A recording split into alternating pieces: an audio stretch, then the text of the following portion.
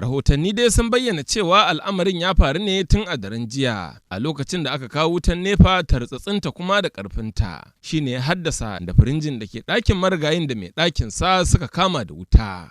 Wannan rasuwa da Ubangiji Allah ya nuna mana ita, ya Allah ka ji kansu ka gafarta musu.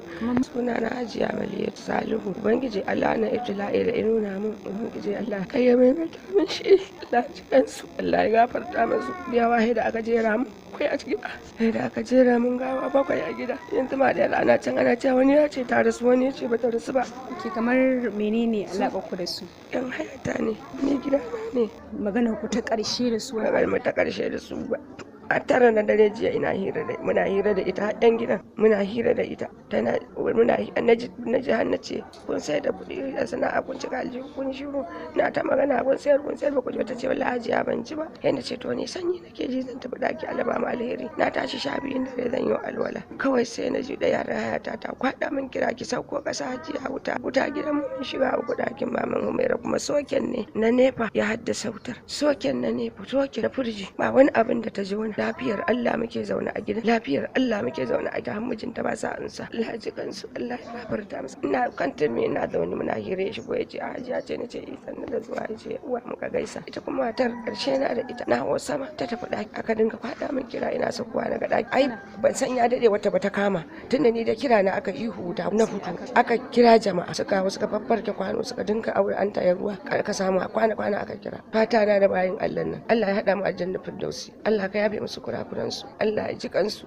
Allah ya yafe musu kurakuransu wannan inna lillahi wa inna ilaihi raji'un wa inna ilaihi raji'un hasbunallahu wa ni'mal wakeel hasbunallahu wa ni'mal wakeel Allah ka mai da mana alkhairi akan wannan ibtila'i. Malam ya sunanka? Salihu Ahmad. Kai ne dan uwa gawa? Shu'aibu Ahmad. To me ya faru da su? Cikin jiya dai muna gida muna kwanci haka sai a kira waya na misalin karfe 2 da mintuka na dare.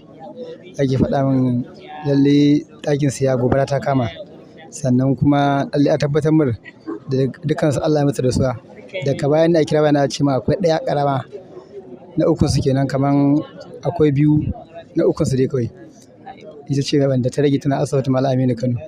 Da waye suka rasu? An saka da su akwai shi babban yana ana ce mai Shu'aibu Ahmad sai matansa Binta sai yarsa ana ce mata Zainab sai ana ce mata wata kuma mabiyinta ana ce mata Nana Hawwa'u sai Ummu Kulsum sai Aisha Humaira sai Ahmad mai sunan mafi muke da yasa sai karamin su aka sa ana ce mai Hanif da ma dan karewa karamin kuma wanda ta rasu ana ce mata Hanifa ma sunan maman su yasa. An samu abin da wani musabbabi da yasa aka samu wannan gobara? Lalle ba mu samu musabbabi ba mu dai abin da aka yi magana akai kawai sun dai kwanta kawai kuma ubangiji ya kawo haka. Muna godiya amma Allah ya sunanki? Sunana Amina. Assalamu alaikum. Wani abu mun da cikin dare muka ji shi ni da ko ihun su ban ji ba amma ba la sun ce sun ji ihun su mu kuma da kiga mu ga su ban ji ihun su ba wajen 12:30 abin nan ya tashi. Amma misali an sa wani abu ko misali wutan nefa ko wani abu ne mu da danganci? lokacin da muka kwanta ba wutan nefa daga cikin daren dai Allah ya kawo ta sai da kullum mu dai wannan mata ce ba take mai ihu amare ki fito amare mu ma muka rasa kofa saboda ban gani ma hanyar da zan fito ba kowa ina daka sai da ana fito da sai muka gama ashe duba mare gaba ɗayan su bakwai. Hajiya Maliyatu ni ce mai gidan. Wallahi kawai ina sama na tashi zan yi alwalar irin sallar daren nan sai na ji matiyar hayata tana Hajiya ihu ki fito wuta ta kama gida maza ki fito daga ɗakin nan ina bude sakata sai na ji ga ɗaki ya kaure bau na ce inna lillahi wa inna wallahi ni dai gani na kawai anan ne ban sanya aka yi na sako ba. Amma an samu wani abu da aka ce shi ne musabbabin wannan gobara? Soken ne kawai nefa ce nefa lokacin da aka kawo ta dinnan ita ta haifi bacci ne ya kawo haka. Mutane nawa ne suka rasu? Mutane 7 ne suka rasu.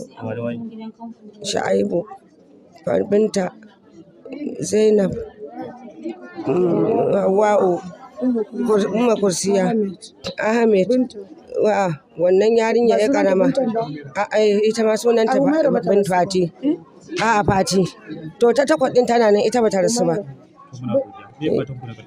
To Allah ya Allah ka ji kansu ka gafarta musu mun yi zaman lafiya da su Allah ka yafe musu Allah ka ji kansu ka kai rahama makwancin su mu kuma ubangiji Allah kar ka dora mana irin wannan ibtila'i Allah ka yaye wa dukkan musulmi Allah ya ji kansu. Insha Allah mun gode. Ganau dai da kuma waɗanda ke zaune a cikin gidan sun kuma bayyana cewa jin hakan da kuma jiyo makaki da tururin wuta ya kai ga fitowar su kofar gida tare da ihun neman ɗauki. To amma dai ko kafin dai a yi wani al'amari sakamakon yadda wutar ta kama ganga-ganga ƙarshe dai rai halinsa. Ɗaya daga cikin makwabtan Malam Ali Mai Katako ya bayyana cewa sun kaɗi matuƙa ƙwarai da gaske musamman ma dai lokacin da lamarin ya faru da yawan su sun shiga bacci. Saminu Yusuf da ke zaman mai magana da yawun hukumar kashe gobara ta jihar Kano ya bayyana cewa wannan magidanci da mai ɗakinsa har ma da 'ya'yan nasu su 8 Allah ya yi musu rasuwa a lokacin da wacce gobara ta faru, kuma al'ummar unguwar sun yi ƙoƙarin kiransu wanda kuma to amma dai kasancewar kaddara ta riga fata komai ya yawaita, amma dai duk da haka sun yi iya abin da za su iya.